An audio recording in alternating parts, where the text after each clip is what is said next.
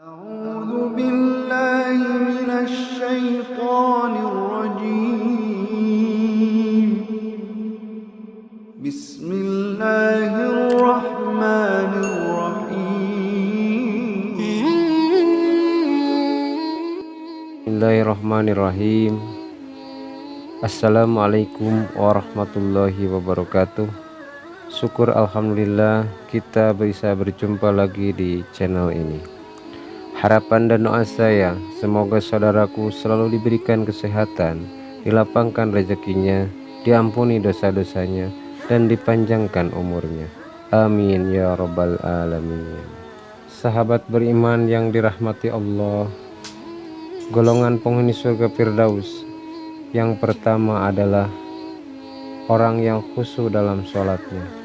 Orang yang khusyuk dalam sholat adalah seseorang yang dapat memusatkan perhatian dan pikirannya sepenuhnya pada ibadah sholat, sehingga benar-benar fokus dan khusyuk dalam menjalankan ibadah tersebut. Orang yang khusyuk dalam sholat biasanya menghindari pikiran yang mengganggu, merasakan kehadiran Allah Subhanahu wa Ta'ala secara langsung, dan memperdalam pemahaman tentang makna sholat sebagai bentuk ibadah kepada Allah Subhanahu wa Ta'ala.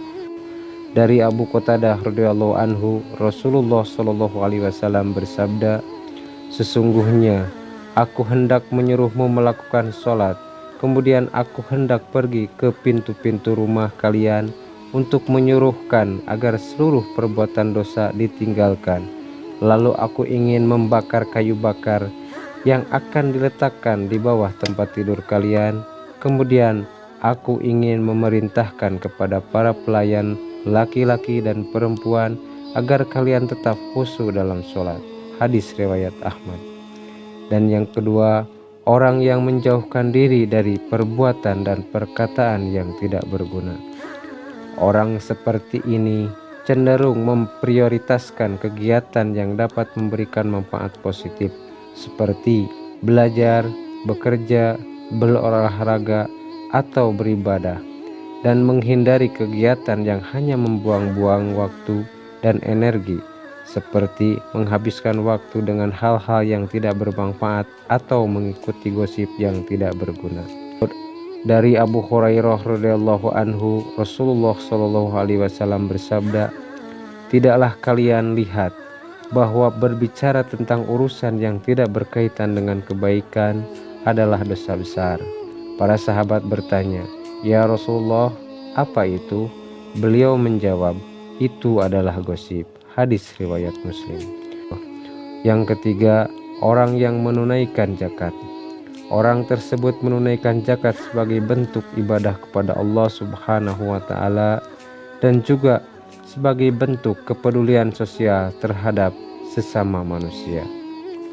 Dalam Islam, zakat merupakan salah satu rukun Islam yang wajib dilaksanakan oleh umat muslim yang memiliki harta yang mencukupi dan disalurkan kepada 8 golongan penerima zakat, antara lain fakir miskin, janda dan yatim piatu, dan orang-orang yang berada dalam perbudakan atau berhutang.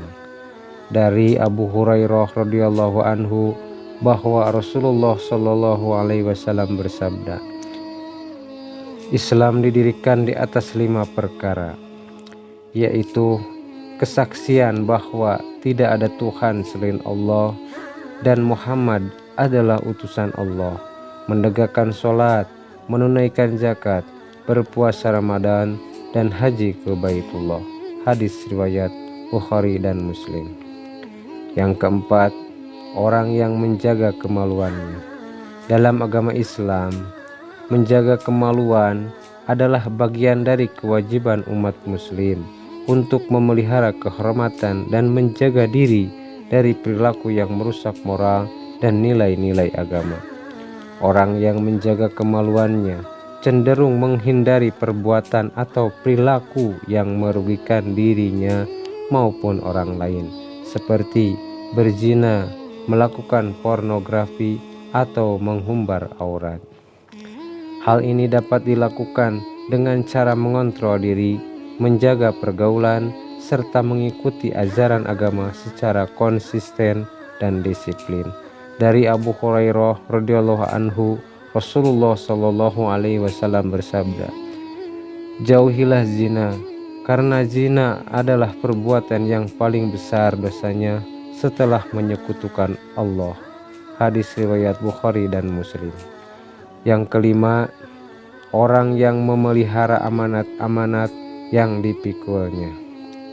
Orang yang memelihara amanat adalah seseorang yang memiliki kejujuran dan integritas dalam menjalankan tanggung jawab yang diberikan kepadanya.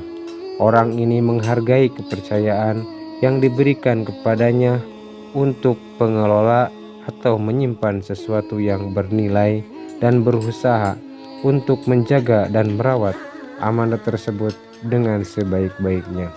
Dari Abu Hurairah radhiyallahu anhu, Rasulullah SAW bersabda, "Sesungguhnya orang yang tidak menjaga amanah, maka tidak ada iman baginya, dan orang yang tidak memenuhi janji, maka tidak ada agama baginya."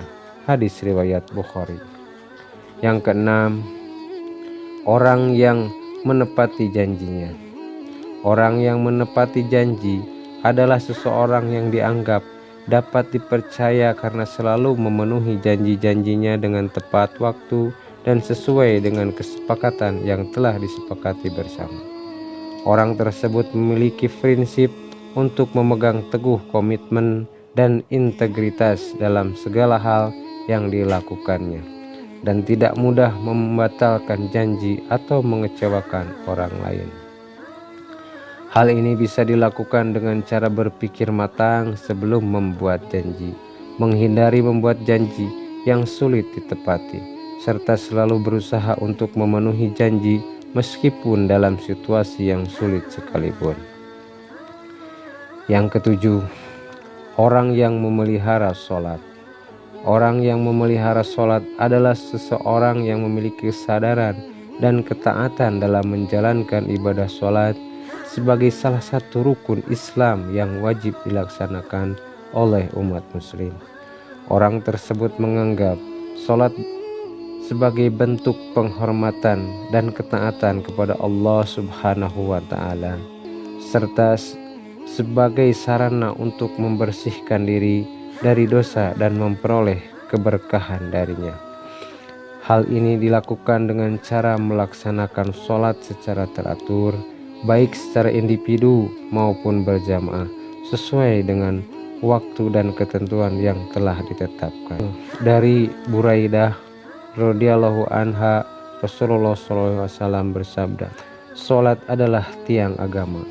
Barang siapa yang mendirikannya, maka ia telah mendirikan agama. Dan barang siapa yang meruntuhkannya, maka ia telah meruntuhkan agama." Hadis riwayat Tirmizi. Demikian yang bisa saya bagikan. Semoga bermanfaat untuk kita semua. Amin ya robbal alamin. Wassalamualaikum warahmatullahi wabarakatuh.